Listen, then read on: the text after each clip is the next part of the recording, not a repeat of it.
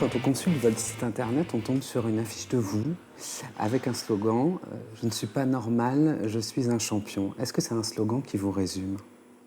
Je crois que si j'ai choisi de mettre ce slogan sur cette première page de mon site internet, c'est parce qu'effectivement, ça avait résonné en moi. C'est pas moi qui ai écrit le texte. À l'époque, le magazine L'Équipe avait fait une campagne qu'ils avaient intitulée Hors normes sur les athlètes différents. On a cette notion toujours de relation avec la normalité et dans la foulée, l'envie de gommer la différence. Et si en plus on l'associe au mot champion, c'est vrai que pour des sportifs, c'est quelque chose qui est tout de suite parlant.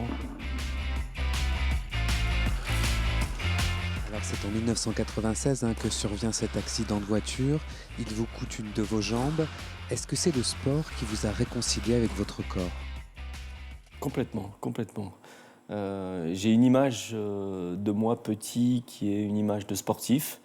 Et à l'époque, je suis déjà vétérinaire, je suis déjà en exercice. Il va y avoir des étapes dans ma reconstruction, mais la pratique du sport va me permettre de revenir avec cette image, pas uniquement de sportif, mais de sportif de compétition et pourquoi pas de champion dont on parlait à l'instant. Par la suite, j'ai pu dire même que ça avait été une chance pour moi de vivre ce moment-là parce que à l'âge de 25 ans, on prend conscience d'un seul coup que la vie ne tient qu'à un fil et donc à quel point elle est précieuse et il faut en profiter.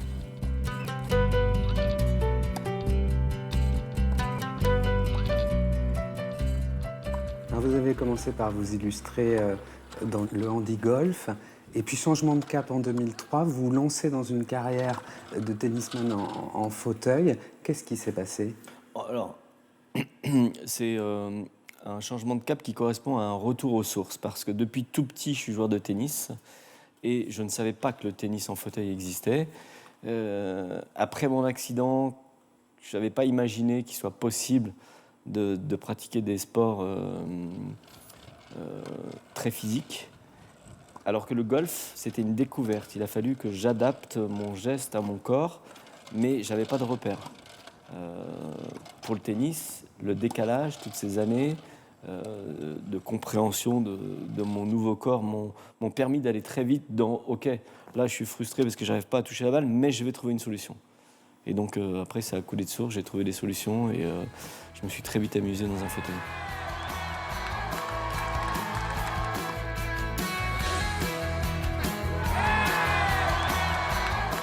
Depuis 2003, le palmarès impressionnant, médaillé aux Jeux paralympiques de Pékin en 2008, puis à Londres en 2012, double vainqueur de Roland-Garros en fauteuil, numéro 1 mondial en 2012, aujourd'hui vous êtes numéro 2. De quoi êtes-vous le plus fier dans ce parcours? Et je crois que la fierté, c'est pas un bon sentiment pour l'être humain. Ce qui est intéressant, c'est de se fixer des objectifs très hauts qui nous permettent de progresser, et de progresser pas uniquement en tant que sportif, mais aussi en tant qu'être humain. Bien sûr, on est très ému sur le coup, et des fois légèrement après, a posteriori, parce que y a un tel engagement sur le court pour arriver au résultat qu'on a besoin d'un peu de distance avant de se rendre compte que cette victoire était un événement majeur dans notre carrière. Mais on a la chance, nous les joueurs de tennis, une fois que Roland-Garros est terminé, on part jouer à un autre tournoi avant de se retrouver à Wimbledon, avant de se retrouver à l'US Open. Donc c'est difficile de rester sur ses lauriers.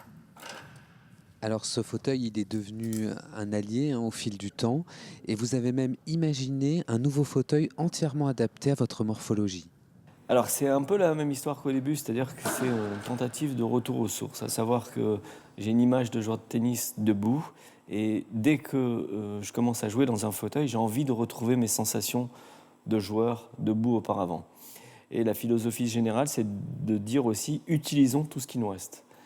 Et puisque moi, j'ai la possibilité d'utiliser une partie de mon quadriceps gauche, la totalité de mon quadriceps droit, pourquoi pas les inclure dans le mouvement. Et du coup, pourquoi pas changer complètement cette position du joueur assis et la faire se retrouver à genoux. Aujourd'hui, vous avez 44 ans. Oui, Vous avez encore l'envie de nouveaux exploits sportifs, de nouveaux défis? oui, oui, tout à fait. La particularité probablement des sports paralympiques, ou en tout cas des sports en fauteuil, fait que le poids du corps est supporté par l'instrument. Alors, on peut jouer longtemps, et là, j'arrive encore à être compétitif, à défier les plus jeunes, malgré la différence d'âge. Euh, Parce que dans le sport, ce qui consomme le plus d'énergie, ce sont les quadriceps.